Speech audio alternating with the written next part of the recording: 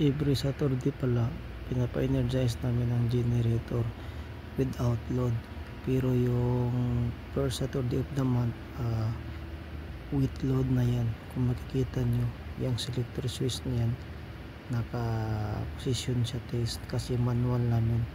Pinapa-energize namin ang generator with load ngayon dahil first Saturday of the month naman.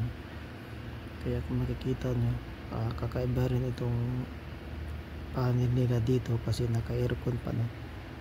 Ito na pala yung panel namin dito. Sa labas nandun yung generator.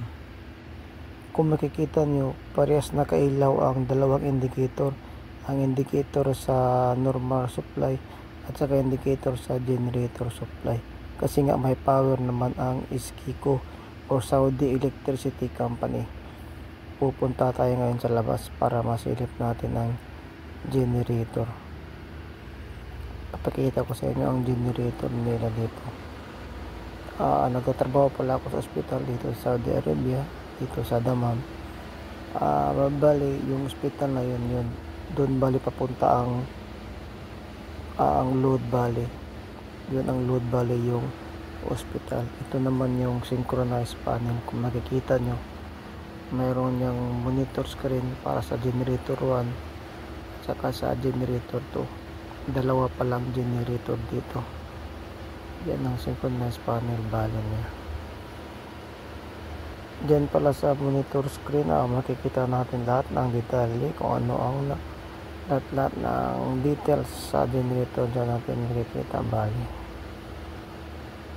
Ito lang yung trabaho namin bali dito every Saturday. Nakatipitik lang painyo dyan sa generator para sa pag-maintenance. Ito pala yung generator number 1 at yung isa naman sa kabila, yun ang generator number 2. Caterpillar pala ang brand nitong generator na to. Bawat generator pala ay mayroon siyang 1,875 kVA, tapos 6 wire Y connection, naka-series siya. At ang kaniyang, kung makikita natin dyan, ang details 380 volts, 2,849 amperes. Ang excitation 21 volts, 5.5 amperes. Ang detalye sa generator ay nandyan na bali, naka-indicate na. Bawat generator pala ay mayroon rin siyang monitor screen.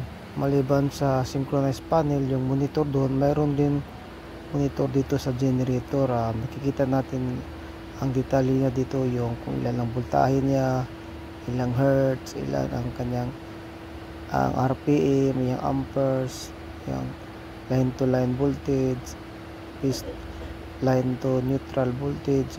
Lahat dito detalye makikita natin kung ilan ang load niya, ilang percentage, lahat dito makikita natin. Kung i-operate lang natin yan, may up down dyan, may mga push button bali dyan. Ito naman yung symbols na makikita natin dito para mayroon tayong idea kung paano natin i-operate. Ganun rin sa isang generator kasi ibang brando, kaya makikita rin natin dyan sa monitor screen. Makikita nyo 380 volts line to line, 60 Hz.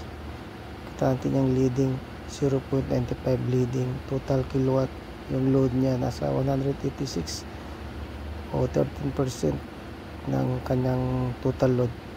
Lahat ng mga detalye makikita natin dito.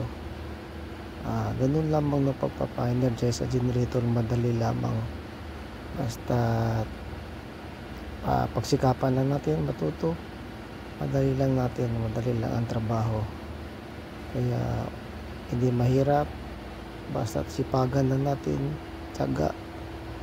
Yun lang ang buhay electrician dito sa Middle East. Maraming salamat sa inyo at yun lamang. Ingat tayo palagi. God bless.